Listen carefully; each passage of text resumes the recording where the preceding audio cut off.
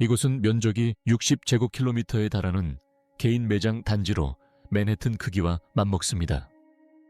이 모든 것이 한 사람을 위해 지어졌다는 사실이 놀랍습니다. 진상의 본능이 아직까지 아무도 파헤쳐지지 않은 데에는 이유가 있습니다. 존경심 때문이 아니라 두려움 때문입니다. 엘버트 링과 그의 팀은 비침습적인 기술을 사용하여 내부를 들여다보았고 그 데이터는 소름 끼칠 정도였습니다. 이 복합시설은 화학신호로 가득 차 있었습니다. 천장은 하늘처럼 보이도록 만들어졌고 모든 별들은 진주로 표현되었으며 중국의 강들은 땅이 되었는데 수은이 바로 그 강처럼 보이는 것입니다. 전설에 따르면 급류가 흐르는 강에는 기계식 방어시설이 있었다고 하는데 과학이 이를 확인했습니다. 이는 지구상에서 가장 큰 고고학적 미스터리이지만 여전히 풀리지 않은 의문이 남아 있습니다. 전문가들이 침묵을 지키는 이유는 고대 전설이 단순한 신화가 아니라 경고였음을 시사하는 무언가를 발견했기 때문입니다. 금지된 제국을 탐사하다. 중국 중부의 먼지 쌓인 평원에 서서 내셔널 지오그래픽 탐험가 엘버트 린은 고요하고 황량해 보이는 풍경을 바라보았다.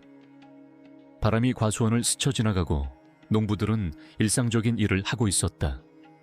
하지만 그는 자신의 발밑에 2000년 넘게 감춰져 온 비밀이 숨겨져 있음을 알고 있었다. 대부분의 사람들은 병마용에 대해 알고 있다. 영혼을 응시하는 듯한 8000개의 침묵하는 석상들. 우리는 박물관에서, 영화에서, 그리고 역사책에서 그것들을 보아왔다. 하지만 여기에 반전이 있습니다. 저 군인들은 단지 미끼일 뿐입니다. 주의를 분산시키기 위한 수단이죠. 엘버트 링와 국제과학자 팀은 임무를 띠고 그곳에 도착했습니다.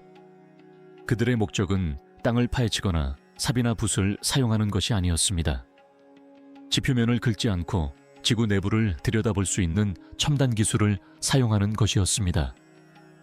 그들은 레이저 어뢰, LAR, 자력계, 지표 특과 레이더를 활용했습니다. 마치 지구를 위한 MRI라고 생각하면 됩니다. 그들은 어둠 속 풀숲 아래 수마일 깊이에서 무슨 일이 벌어지고 있는지 알고 싶어 했습니다. 그리고 놀랍게도 그들이 발견한 것은 단순한 휴식처가 아니었습니다. 그것은 바로 거대 도시였습니다.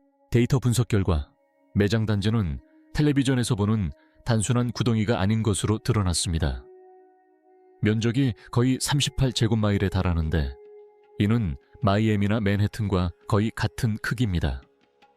그야말로 어마어마한 규모입니다. 스캔 결과는 지상세계를 그대로 반영하는 거대한 지하제국의 모습을 보여주었습니다.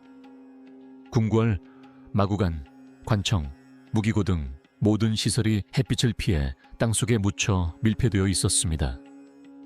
진상제는 단순히 안식에 드는 것만을 원한 것이 아니었습니다. 그는 생전처럼 사후세계에서도 통치하기를 바랐습니다. 규모를 가늠하기조차 어렵습니다. 역사 기록에 따르면 70만 명의 노동자가 거의 40년 동안 이 건물을 짓는 데 동원되었다고 합니다. 이는 오늘날 시애틀 인구보다 더 많은 사람들이 한 현장에서 일한 셈입니다. 오랫동안 사람들은 이 수치가 과장된 것이라고 생각했습니다. 그들은 그것이 황제를 무섭게 보이게 하려는 고대의 선전일 뿐이라고 생각했습니다. 하지만 스캔 결과는 역사가들의 말이 사실임을 증명했습니다. 그토록 많은 흙을 옮기고 그 성벽을 쌓고 도시 전체를 숨기는 데 필요한 노동력은 상상을 초월합니다. 수십 년 동안 우리는 병사들에게만 집중했습니다. 그들은 실체가 있었기 때문입니다. 우리는 그들의 얼굴, 갑옷, 그리고 진영을 볼 수 있었습니다. 하지만 린이 사용한 기술은 거대한 구조물이 그대로 남아있음을 시사하는 이상 징후들을 보여주었습니다. 이것들은 단순한 흙더미가 아닙니다. 센서가 직선, 90도 각도, 그리고 벽, 복도, 거대한 방들을 나타내는 밀도 변화를 감지했습니다. 어둠 속에 숨겨진 유령 도시인 것입니다. 그리고 놀라운 사실은 이 도시는 애초에 인간의 눈에 띄도록 만들어진 것이 아니었다는 점입니다. 건설되어 보물로 가득 채워진 후 지도에서 지워졌습니다. 황제는 자신의 비밀을 극도로 경계하여 입구를 숨기기 위해 지형을 조작했습니다. 스캔 결과에 따르면 그들은 실제로 언덕을 옮기고 강의 흐름을 바꾸어 유적지를 위장했습니다. 이것은 궁극의 마술과도 같습니다. 자료를 분석한 전문가들은 병마용이 동쪽 진입로를 지키기 위해 특별히 배치되었다는 사실을 알아냈습니다. 왜 동쪽일까요? 바로 황제에 패배한 정적들이 그곳에서 왔기 때문입니다. 황제는 사후에도 복수를 두려워했습니다. 병마용은 단순한 조각상이 아닙니다. 그것들은 방어선입니다. 하지만 그들이 보호하고 있는 것은 무엇일까요? 스캔 결과는 기자의 대피라미드가 땅속에 묻혔다면 훨씬 더 높았을 것으로 추정되는 중앙 언덕을 가리킵니다. 이것이 바로 미스터리의 핵심입니다. 첨단 기술로 흙을 걷어내자 주 무덤이 수세기 동안 단단히 밀봉된 채 온전하게 보존되어 있는 것이 드러났습니다. 하지만 문제는 그렇게 간단하지 않습니다. 링과 전문가들이 이 지하도시 중심부에서 나오는 데이터를 자세히 살펴보면서 흥분은 곧 경계심으로 바뀌었습니다. 장비가 구조적인 변화뿐 아니라 화학적인 변화까지 감지하기 시작한 것입니다. 중앙 무덤 주변의 토양에서 있어서는 안 될 신호가 나오고 있었습니다. 단순한 흙과 돌이 아니었습니다. 휘발성 물질이 검출된 것입니다. 일부 사람들은 지하 도시의 구조가 별자리 지도나 특정 에너지 격자와 연관되어 있다고 믿습니다. 벽의 정밀함과 복도의 방향이 동서남북 방향과 완벽하게 일치한다는 점은 당시로서는 매우 앞선 수준의 공학 기술을 시사합니다. 심지어 황당한 설 중 하나는 황제가 후대에 역사 속으로 사라진 지리적 지식이나 기술에 접근할 수 있었다는 것입니다. 그들은 어떻게 일부 구간이 수중에 잠겨있는 이처럼 복잡한 구조물을 2000년 동안 무너지지 않고 밀봉된 상태로 유지할 수 있었을까요? 엘버트 린의 탐사는 병마용이 핵심이 아니라는 사실을 확인시켜 주었습니다. 병마용은 고대 세계의 불안정한 원자로를 둘러싼 울타리에 불과합니다. 진정한 위험과 경이로움은 38제곱마일, 약 163제곱킬로미터에 달하는 그 거대한 도시의 심장부에 있습니다. 전문가들은 단 한 번의 실수, 즉 잘못된 곳을 파헤치는 행위만으로도 붕괴를 촉발하거나 기원전부터 봉인되어 있던 무언가를 방출할 수 있다는 사실을 깨달았습니다. 우리는 역사상 가장 위대한 고고학적 발견의 문턱에 서 있지만 감히 문을 두드릴 용기가 나지 않습니다. 린이 발굴한 유적의 규모는 고대 세계의 능력에 대해 우리가 알고 있던 모든 것을 뒤바꿔 놓습니다. 그들은 말 그대로 산을 옮겨 이 유적을 숨겼습니다. 해가 지는 고분 위로. 과연 어떤 정신을 가진 자가 죽은 자들의 도시를 이토록 정교하게 건설하도록 명령했을지 궁금해집니다. 토양 속에 그 해답이 숨겨져 있지만 동시에 위험의 징후도 엿보입니다. 이제 우리는 이 도시의 거대한 규모를 이해했으니 유적 속에 숨겨진 기묘한 세부 사항들을 더 자세히 살펴봐야 합니다. 그리고 이는 우리를 당혹스러운 화학적 발견으로 이끌어갑니다. 보라색 물감의 신비, 테라코타 병사의 눈을 들여다보면 평범한 얼굴이 아닙니다. 2000년 전에 살았던 한 남자의 초상화를 보고 있는 것입니다. 엘버트 린과 전문가들이 강조하는 가장 놀라운 점 중 하나는 병사들의 개성입니다. 8,000명의 병사가 각기 다른 모습을 하고 있으며 똑같은 병사는 단 한 명도 없습니다. 어떤 병사는 상투를 틀었고 어떤 병사는 모자를 썼으며 어떤 병사는 콧수염을 기르고 또 어떤 병사는 말끔하게 면도했습니다. 그들의 귀 모양, 턱선, 표정은 모두 제각각입니다. 마치 황제가 자신의 군대 전체의 영혼을 담아내고 싶어 했던 것 같습니다. 그는 단순히 흙으로 만든 로봇을 원한 것이 아니었습니다. 그는 실제 병사들의 모습을 원했던 것입니다. 어떤 황당한 설에 따르면 조각가들은 살아있는 병사들의 얼굴을 본떠야 했고 조각이 완성되면 그 병사를 제거하여 그의 영혼을 흙에 옮겼다고 합니다. 마치 공포 영화 같지만 이 황제라면 어떤 일이든 가능했을 것입니다. 하지만 중요한 것은 그 조각상들을 만든 방식은 현대 공장의 조립 라인에 버금가는 산업적 위협이었다는 점입니다. 연구에 따르면 그들은 모듈식 시스템을 사용했습니다. 손, 머리, 몸통, 다리는 작업장에서 대량 생산된 후 조립되었습니다. 이는 고대 세계의 대량 생산 방식이었지만 위험 부담은 매우 컸습니다. 작업자가 실수를 하면 해고당했습니다. 고고학자들이 점토에 찍힌 작업 반장의 이름을 발견했기 때문에 우리는 이 사실을 알 수 있습니다. 이는 절대적인 공포에 기반한 품질 관리 시스템이었습니다. 점토는 현지에서 조달하여 매우 단단하게 가공했습니다. 인형들은 섭씨 1000도에 달하는 고온의 가마에서 구워진 후 채색되었습니다. 그런데 채색에 대해 할 말이 있습니다.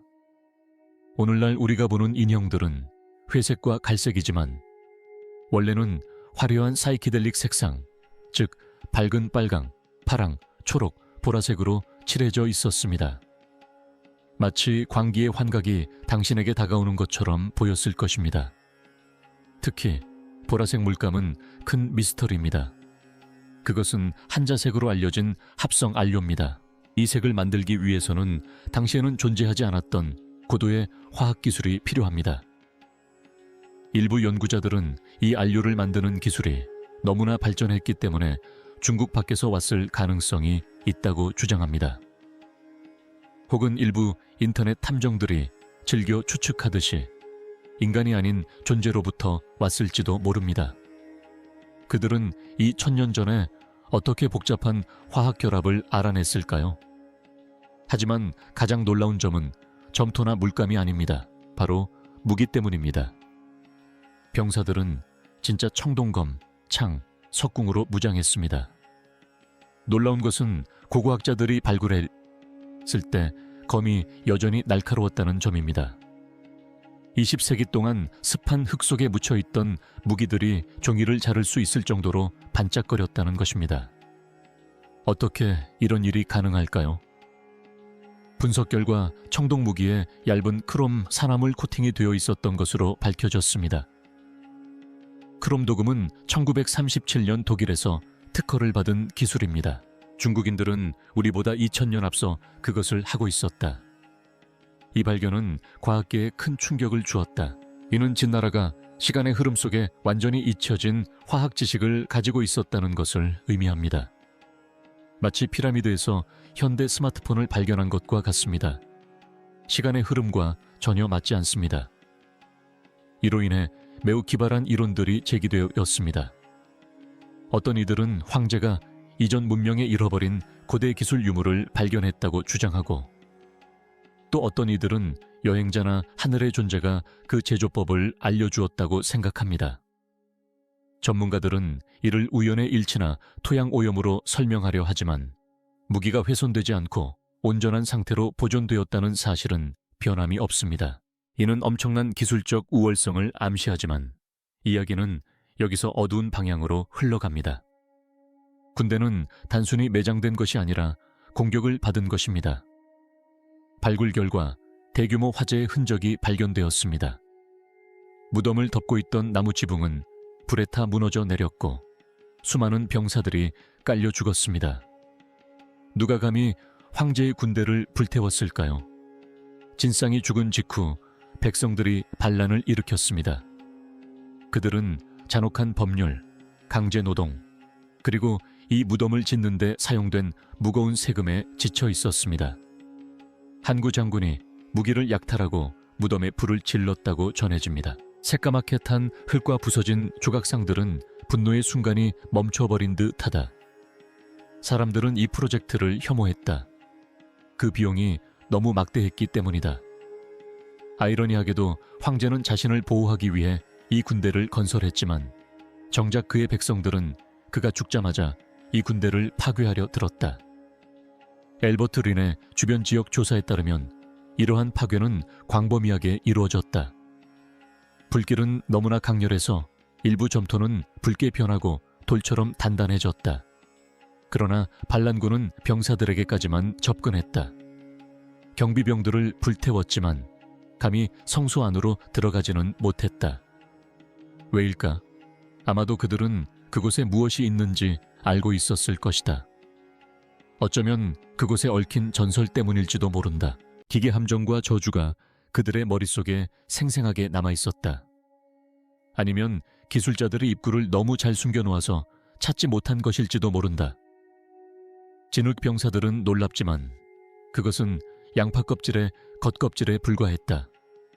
그것들은 권력의 가시적인 과시이자 악령과 도적을 쫓아내기 위한 공포의 상징이었다. 하지만 진정한 힘은 훨씬 더 깊숙이 숨겨져 있었다. 황제는 진흙이 아니라 그 아래 흐르는 화학작용에 막대한 자원을 투자했다. 무기는 날카로웠고 병사들은 충성스러웠다. 하지만 황제는 강철과 진흙도 부서질 수 있다는 것을 알고 있었다. 그는 자신의 안식을 결코 방해받지 않도록 액체처럼 흐르는 영원하고 독성이 있는 무언가가 필요했다.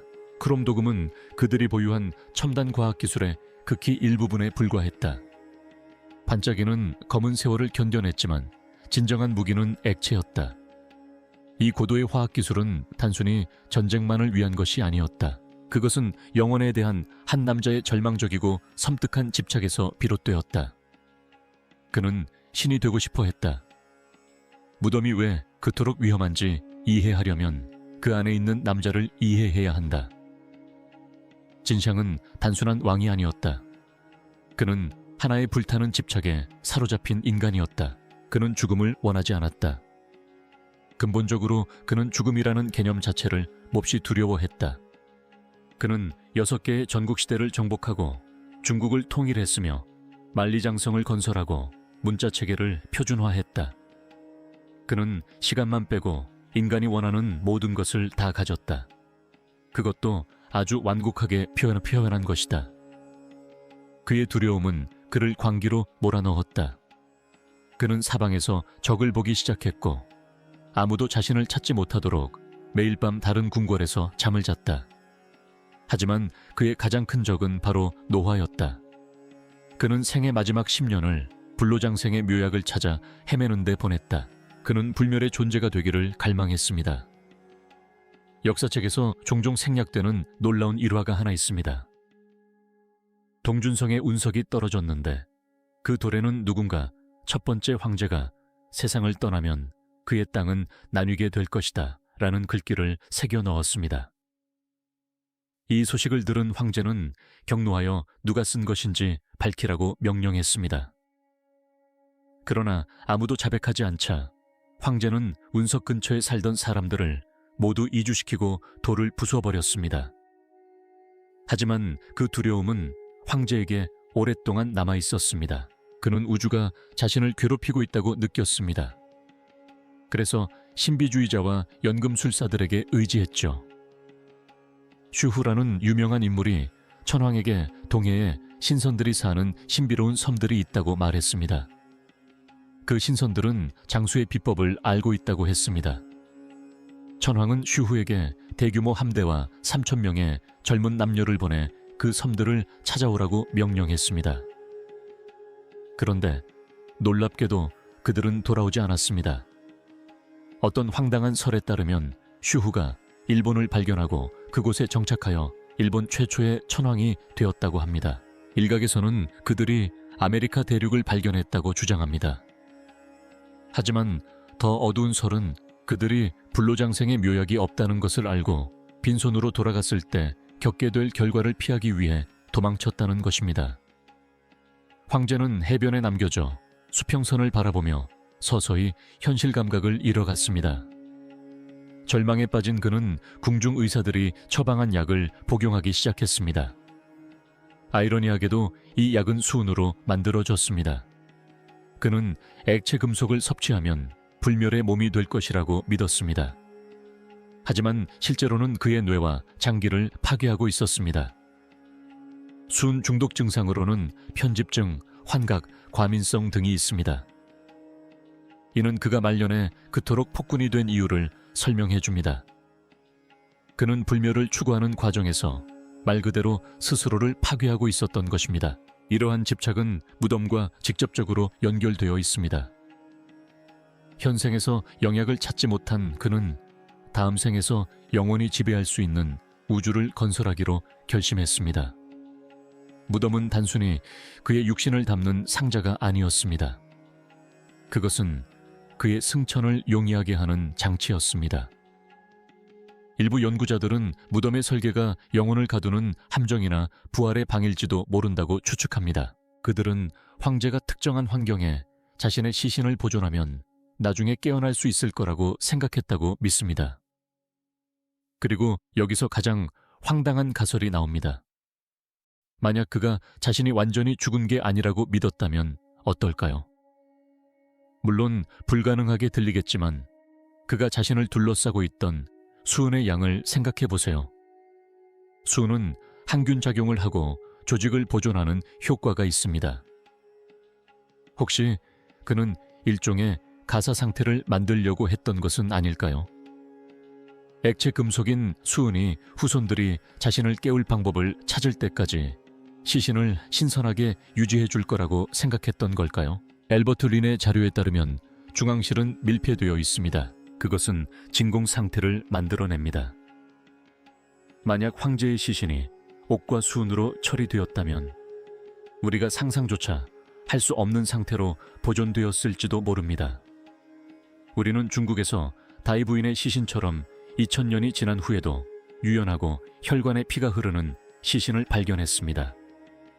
그녀는 그저 귀족 여성이었을 뿐입니다. 제국의 모든 자원을 가진 황제가 무엇을 이룰 수 있을지 상상해 보세요. 여기서 놀라운 점은 그가 얼마나 많은 노력을 기울였는지입니다. 그는 자신의 운명을 순순히 받아들이지 않았습니다. 그는 공학, 화학, 그리고 신념으로 그와 싸웠다. 수천 명의 목숨을 희생시키고 국고를 탕진했으며 온 나라를 혹사시켜 자신의 유산 혹은 적어도 자신의 영혼을 권력에 남겨두려 했다. 그 무덤은 그의 광기가 물리적으로 형상화된 것이다. 그것은 결코 포기하지 않았던 한 남자를 기리는 기념비이다. 알버트 린이 센서를 이용해 더 깊이 조사할수록 황제의 광기가 오늘날까지도 여전히 위험한 무언가를 만들어냈다는 사실이 더욱 분명해졌다. 연금술사들은 그를 불멸로 만들지는 못했지만 그의 무덤에 들어가는 자는 누구든 죽음에 이르게 하는 데는 성공했다. 그는 영원히 살고 싶어 했고 어떤 의미에서는 그의 독성 유산이 그 소원을 이루어준 셈이다. 하지만 이 유산은 단순한 은유가 아니다. 그것은 자연의 법칙을 거스르며 땅속에서 끊임없이 흐르는 말 그대로 독성 액체의 강이다. 언덕 위로 흐르는 강. 바로 이 지점에서 전문가들의 침묵이 시작되었다. 역사 유적지를 생물학적 위험지역으로 바꿔놓는 것은 바로 이 작은 디테일입니다. 신마천이 쓴 고대 문헌에는 진시황이 자신의 무덤 안에 100개의 수은강을 만들어 중국의 큰 강과 바다를 모방해 기계적으로 순환시켰다고 기록되어 있습니다. 오랫동안 현대 역사학자들은 이를 신화로 치부했습니다. 그저 극적인 이야기를 위한 것이라고 생각했죠.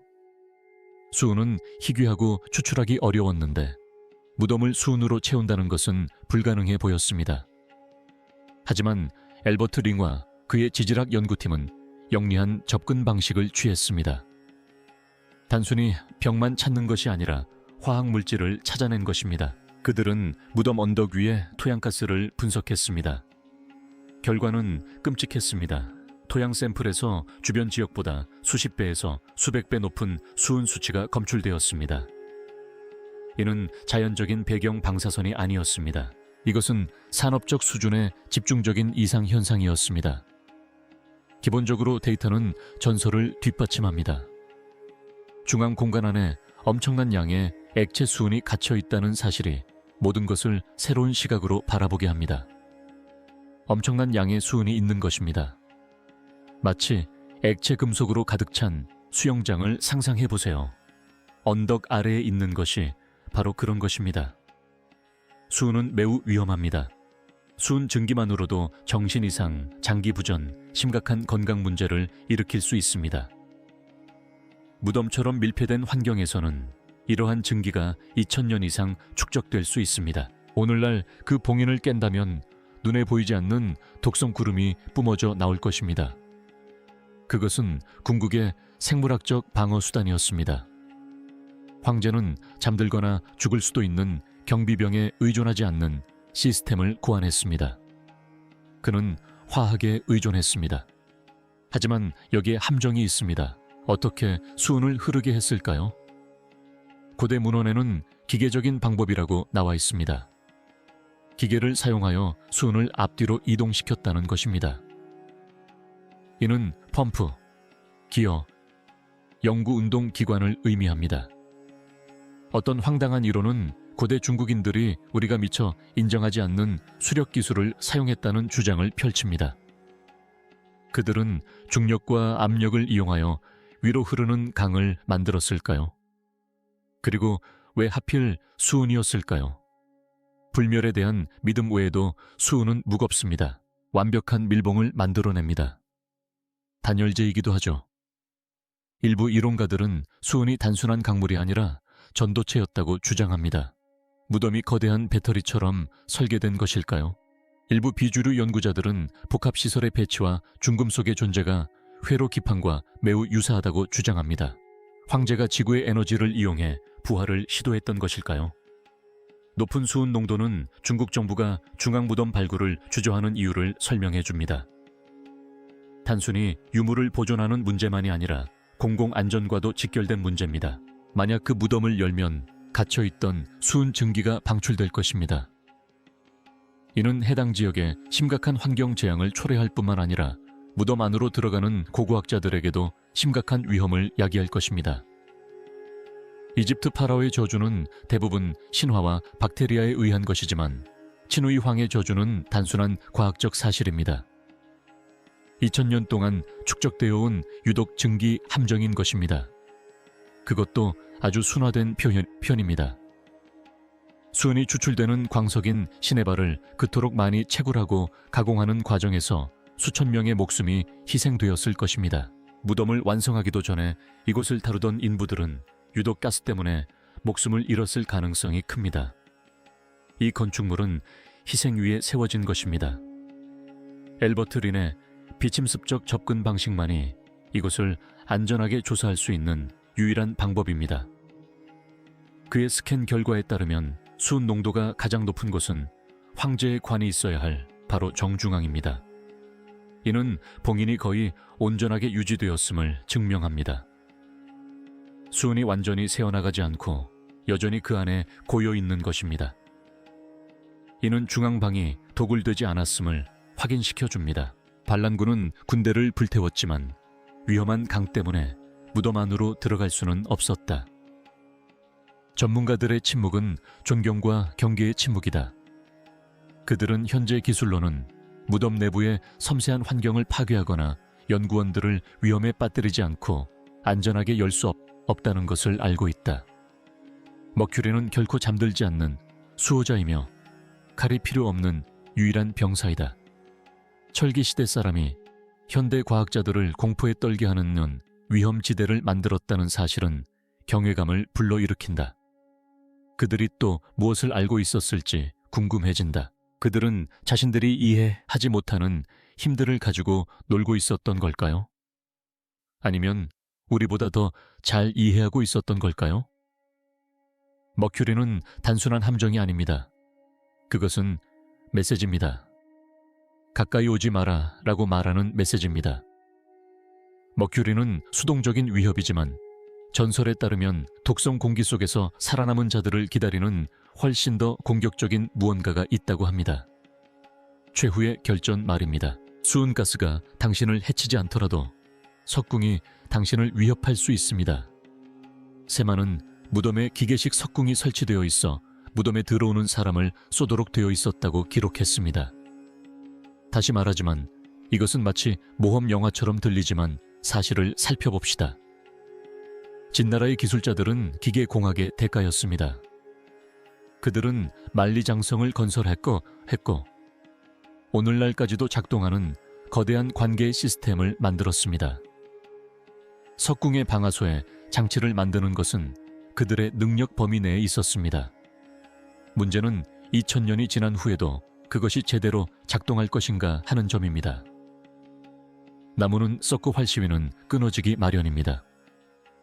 하지만 크롬 도금 발견을 기억하시나요? 만약 무덤 안의 방부제가 같은 물질로 처리되었거나 청동으로 만들어졌다면 이론적으로는 여전히 작동할 수 있거나 적어도 붕괴를 일으킬 만큼의 구조적 손상은 남아있을 수 있습니다. 엘버트 린의 지질학 연구는 이러한 방어선일 가능성이 있는 빈 공간과 구조적 이상 현상을 시사합니다. 스캔 결과는 토양 밀도가 급격하게 변하는 지점에서 명확한 경계를 보여주는데 이는 벽이나 장벽을 암시합니다. 바로 이 지점들이 위험지대입니다. 고대 문헌에는 바닥에도 장치가 설치되어 있었다고 묘사되어 있는데 아마도 침입자를 구덩이로 떨어뜨리는 회전판이 있었을 가능성이 있습니다. 하지만 대부분의 사람들은 황제가 도둑만을 두려워한 것이 아니라는 사실을 모릅니다. 그는 악령을 두려워했습니다. 무덤의 구조는 별자리에 맞춰져 있습니다. 천장은 진주로 별을, 천장에는 은하수를 표현하여 밤하늘을 그대로 재현했다고 합니다. 이곳은 단순한 벙커가 아니었습니다. 황제를 천상의 영역으로 인도하는 기계 장치였던 것입니다. 방어 시설은 공간의 순수성을 유지하기 위한 것이었습니다. 일부 기발한 이론들은 이러한 우주적 연관성을 더욱 확장하여 무덤이 특정 별자리와 정렬되어 에너지나 정보를 다운로드하는 데 사용된다고 주장합니다. 천장의 진주는 단순한 예술작품이 아닐 수도 있습니다. 황제가 자신이 어디에서 왔다고 생각했는지를 가리키는 별자리 지도일지도 모릅니다. 어쩌면 이 무덤은 그를 고향으로 데려가는 일종의 운반체, 즉 화물 숭배의 대상일지도 모릅니다. 전문가들은 무덤의 구조적 안정성을 분석한 결과 무덤이 놀라울 정도로 안정적이라는 사실을 발견했습니다. 벽을 쌓는 데 사용된 다짐흙 공법은 콘크리트만큼 단단합니다. 이는 무덤 내부의 대기가 보존되었을 가능성이 높다는 것을 의미합니다. 하지만 이러한 보존은 양날의 검과 같습니다. 유물을 안전하게 지켜주는 동시에 함정과 독극물도 그대로 활성화된 상태로 유지시켜줍니다. 또한 희생제물 문제도 있습니다. 무덤 주변을 탐사하고 소규모 발굴을 진행한 결과 집단 매장지가 발견되었습니다.